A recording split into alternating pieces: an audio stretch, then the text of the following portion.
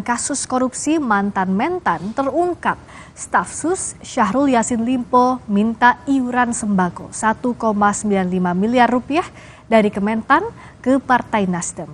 Peneliti dari Pusat Kajian Anti Korupsi menilai korupsi buka-bukaan jadi bukti tumpulnya pengawasan di kementerian dan lembaga pemerintah. Pejabat Kementan mengungkap aliran dana ke Partai Nasdem terkait kasus dugaan gratifikasi mantan Menteri Pertanian Syahrul Yassin Limpo. Mantan staf khusus Syahrul Yassin Limpo, Joyce Triatman disebut meminta Kementan mendanai 13.000 paket sembako senilai 1,95 miliar rupiah, uang 850 juta rupiah hingga paket telur 15 ton. Menurut saksi yaitu Kabak Umum Ditjen Perkebunan Kementan Sukim Supandi, penyediaan paket sembako dibagi ke para pejabat eselon 1 Kementan.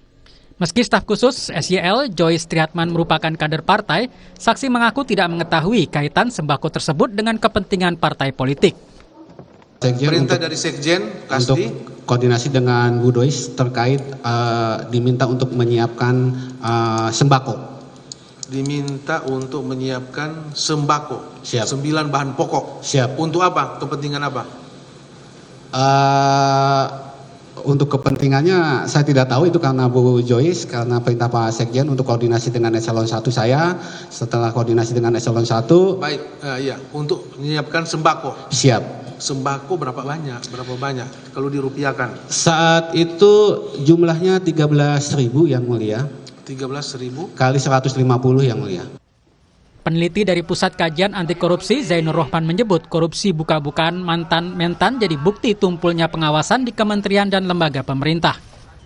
Bahwa biasanya dalam kasus korupsi ketika transaksi menggunakan idiom-idiom untuk menghindari dari endusan aparat penegak hukum gitu ya. Tetapi dalam kasus ini sepertinya tidak ada, bahasa Jawanya adalah tidak ada kedeng aling-aling, semuanya disampaikan dengan sangat vulgar, dari atas meminta kepada bawahan meminta kepada bawahan lagi, dan kemudian bawahan itu meminta kepada vendor untuk disediakan sejumlah dana ditukar dengan paket-paket pekerjaan, mungkin barang atau jasa di Kementerian Pertanian. Tentu ini harus menjadi evaluasi gitu ya. Kenapa? Karena SYL ini adalah birokrat puluhan tahun dan menjabat sebagai kepala daerah juga puluhan tahun. Jangan-jangan praktik yang seperti ini adalah praktik yang jamak terjadi di kementerian, lembaga maupun daerah, sehingga sudah seharusnya dilakukan review sistem. Yang pertama adalah tentang kompensasi yang wajar terhadap menteri, yang kedua adalah model pengawasan gitu ya.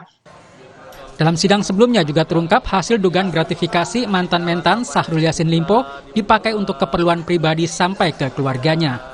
Saksi sejumlah pejabat Kementan mengungkap diminta membiayai umroh Syahrul Yassin Limpo bersama keluarga 1,35 miliar rupiah. Hewan kurban 1,6 miliar rupiah, pembelian rumah dan apartemen termasuk gaji ART, pembayaran kartu kredit 215 juta rupiah, hingga kitanan cucu 1,2 miliar rupiah dan sewa jet pribadi 1 miliar rupiah.